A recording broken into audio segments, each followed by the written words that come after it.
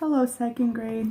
All right, so today we are doing history and we're still on chapter 39. And remember that your test is this Friday, or you can also take it this Thursday if you want to, which is when I'm going to release it. I'm going to release it a little bit early, so if you're ready to take the test, you can. And also remember, I have a study guide posted for you under history chapter 39. So today we're going to do our last section, which is the emperor is a Christian, and that's what it's called.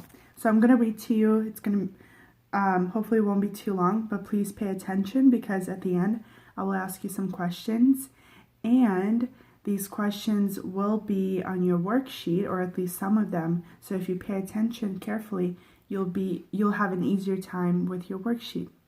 All right. The Roman emperors kept on persecuting Christians until an emperor named Constantine came to the throne. Constantine was a fair man. He worshipped the Roman god Apollo, but he didn't think it was right to put people in jail because of the god they worshipped. So he ordered all persecution to stop. No one was to arrest Christians for being Christians anymore. Constantine himself went on worshipping Apollo until something strange happened to him. Different ancient writers tell us different stories about Constantine. Some say he had a dream. Others say he had a vision. But whatever Constantine saw, everyone agrees about what happened next. The emperor himself became a Christian. So what did Constantine see? One Roman writer tells this story about Constantine's vision. Constantine was marching towards the most important battle of his life. He had fought the enemy for months now and had not been able to triumph. The coming battle was his last hope. Would he win? Would the Roman Empire remain safe? Or would his soldiers be defeated, driven backwards by the enemy and forced to surrender? He would know tomorrow when they met the enemy at the Milvian Bridge. He looked behind him at his army. They had fought hard against invaders and won, but now they were so tired they could barely drag themselves along. Their feet hurt, their heels were blistered in their shoes, and their armor was heavy on their shoulders. Constantine glanced up at the gray, cloudy sky. On top of everything else, he thought it was going to rain on them. They would be tired, discouraged, and soaking wet. They would have to set up camp in the pouring rain, and no one would sleep well before the next morning's battle. "Look," the soldier beside him said. "The sun is coming out." Constantine squinted at the sky. It did look brighter, but "That's not the sun," he said. "What is it?" "It looks like a cross." Constantine and his soldiers stared with open mouths. Above them in the sky hovered a cross of light, growing larger and brighter by the moment.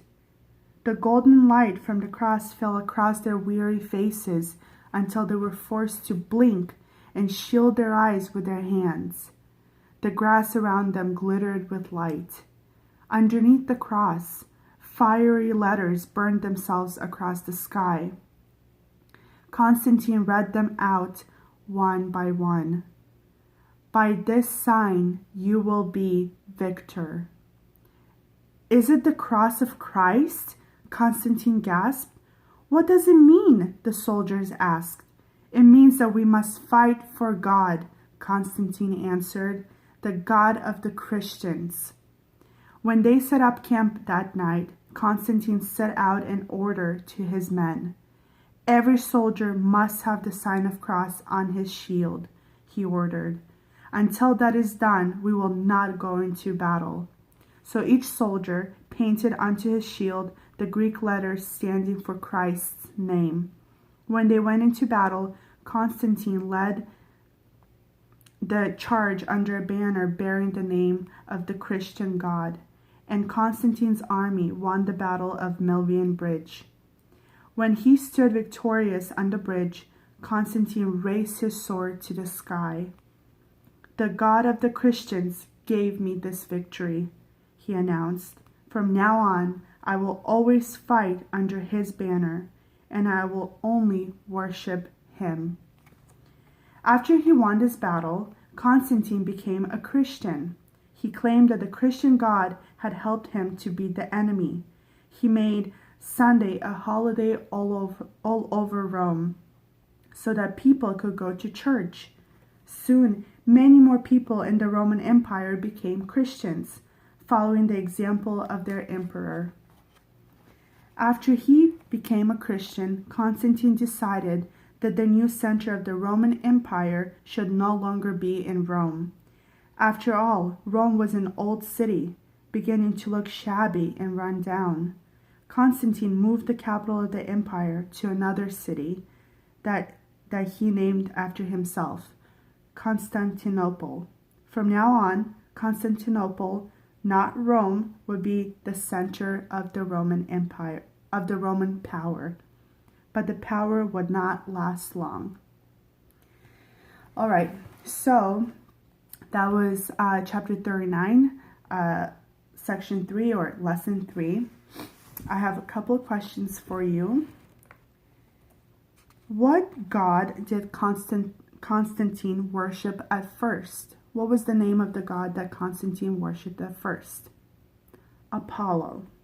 He worshipped the god Apollo. Why did he stop persecuting Christians? He stopped persecuting Christians because he didn't think that people should be put in jail because of the God they worshipped. He thought that if Christians worship their God, then they should have the right to do that. He didn't think that they should be punished and persecuted for that. What did he see a vision of?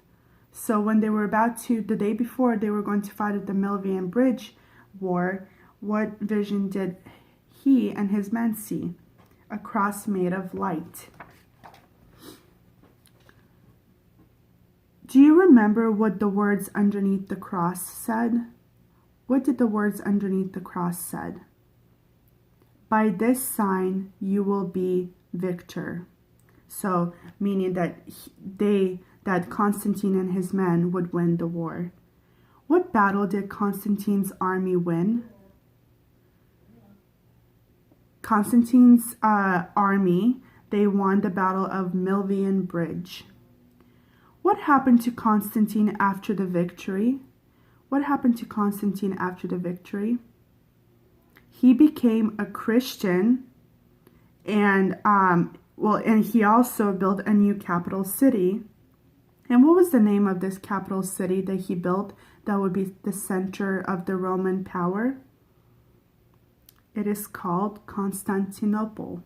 Okay, so it's Constantine, but now it's called, so it's after his name, but it's called Constantinople.